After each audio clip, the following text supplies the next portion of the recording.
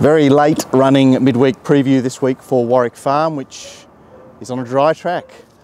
Good for, and we're post-scratching, so I should be able to get a good look at this meeting, which is conducted on the true rail. Now, the rail was out 5 metres at the most recent Warwick Farm meeting some weeks ago on a day when it was up the inside.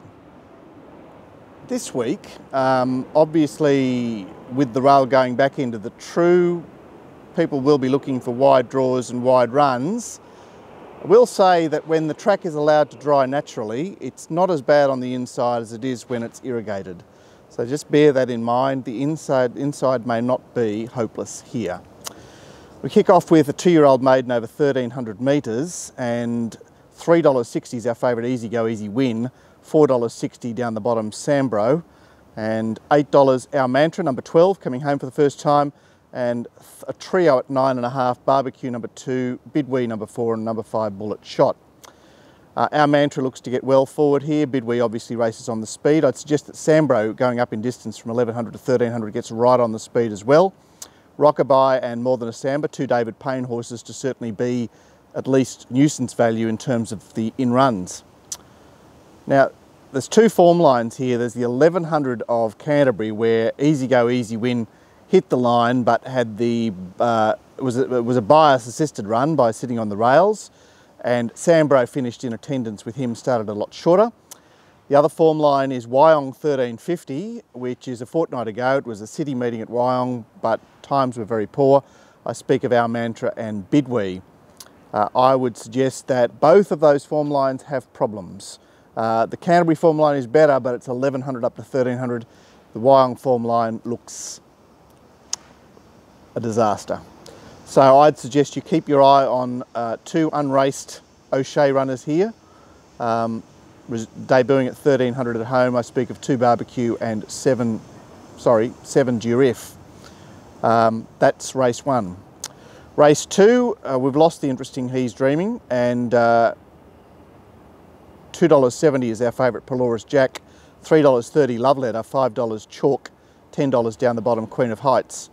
And it's just Queen of Heights gets forward here. In fact, there's very little speed. Love Letter looks forced to go forward from her outside gate. And Aurora Rose is a gay bot runner that hasn't shown a lot of speed in her career to date, but will be persuaded forward, resuming at 1,300. Icky race, Pelorus Jack ran a very slow time race and was also bias assisted at Canterbury. Love Letter had the bias against her, but did very little in a stronger heat. Gets an apprentice and a tongue tie. So I find this a vexing race. And then we've got the Nord on the roulette wheel here, Chalk, who was trained by Paul Perry, now trained by Wendy Roach at Warwick Farm, went to Doomben on a Saturday for his debut, and it looks an even run. Queen of Heights is another interesting runner, resuming off a long spell, but did okay on debut down in Victoria. Not a race I want to get involved with. I think it's a poo. Race 3, the staying race, $2.90 Paragon, $3.30 No Return, $3.90 Multitude, $6 Crosley Hotshot. Multitude wants to lead, Paragon wants to lead. I think Multitude gets it because he's up from 1,900 on the quick backup. Paragon's back from 2,400. Does set the race up nicely for this scuzzy No Return, who's been up forever, but gets the race run to suit on a dry track with Bowman on board. I can see the appeal there. Multitude is primed as primed as primed. He's just got Paragon there that's nuisance. Crosley Hotshot has an SP over Paragon at their latest clash at Hawkesbury and can easily be dangerous here. 4 chances, and I'm against number 1. Race 4, $2.45 Medaille, $6 number 9 Zonk. Then next best is $10 number 8 Walk the Streets, $11 the bottom Necklace, $12 Hello Beauty, $12 Jolie's Pearl, 14 Coco Excel, 14 White Moss. Number 1 streeted them when perfectly suited at Newcastle. She is well suited again here today, however, because there looks to be very good speed. We've got Coco Excel up to 1,400 from a wide gate, White Moss from a wider gate, who led all the way 2 weeks ago. Zonk, who has the golden switch of all golden switches, and Necklace, who is the gay bot runner that is up from Victoria and has done a good job down there. So it looks an earnest race and not hard to like number one. She's probably around her price simply because it's quite a deep race, even though she's suited. Zonk, as I mentioned, barrier one at Wyong, 1,000 up to 1,350. Wow, you just got to give this mare another chance. And the other horse I want to mention is, well, two horses really. Walk the Streets did a very good job in her first preparation, and Alliterate drew the inside there at Randwick the other day. That was no good. It was also wet. She's been around and around. She's a bit chewed up, but $26 is attractive. The weak link in the market appears to be Lonely Pearla, who resumes here off the back of some pretty ordinary form.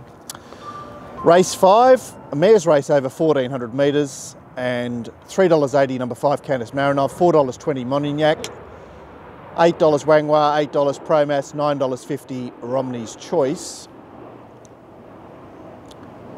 And not much happening here. Candice Marinov pokes forward and, gee, you're tempted to look away from her. Seeking Asylum resumes here and is on the speed, and I suggest that Our Masquerade is not too far away. Candice Marinov would prefer it wetter and is very stale, but gee, she's just there. Montignac is back from an unsuitably run mile. Blinker's back on, Bowman on board. I suppose she has to be there. Wangwa is a winner on this course, but got lucky first up, I think. Romney's Choice resuming from gate one. Yeah. Promas resumes without a trial completely. It's a race that's up for grabs. I'm not going to steer you in any particular direction there. The penultimate, race 6, and $3.80 is Good Time Charlie, $5 Dissolute, $7 Magic As, $7 Palladian, $8 down the bottom Timing, $12 I'm Usain, $16 Nick Off, $13 hours, he's our toy boy I missed. Timing looks to take it up here. He's our toy boy, can be a pest on her outside. Good Time Charlie posies up, and Palladian with the tongue tie on is not as far away as first up. The interesting thing about this race is we've got 3 runners from Wyong a fortnight ago. Dissolute started very long. Good Time Charlie and Palladian were both resuming, and Palladian definitely had the worst of the conditions. He was on the inside where you could not be. So I think the market requires some reshuffling there. Magic As was bested by the bias at Canterbury, and she returns to the scene of her most recent win over nearly the same course. Not as fast run, of course. And obviously the bottom has some aces in the sense that it's Joe Pride first up, trialled okay, but I think she's lacking in talent. Interesting race 6, the penultimate. And we come to the nightcap over 1,600 metres. $4.40 the favourite Monasterio, $6 Fleetior, $7 Miss Valentine, $7 Wave Reviews, the query runner, $11 Vain Lane, $12 The Gavel, $13 Are All But Gone, $14 Life of Brian. Miss Valentine is drawn gate 1 but is our designated leader. Life of Brian should get well up on the speed as well. Fleetior will look for a handy spot. Braceris ditto ditto. Miss Valentine's been disappointing this prep, but her 1550 metre runs at Canterbury last prep, she's been back to the trial since the last run. She's obviously on a far different surface. I think she's been overly discounted. Whereas Monasterio is really aiming for 2,000 already. He's had a run back off a break at a mile in a slowly run race. Obvious claims with Bowman on board. The stablemate Wave Reviews returns off, well, he's an import that comes here with blinkers on and a tongue tie on, trialled very sweetly.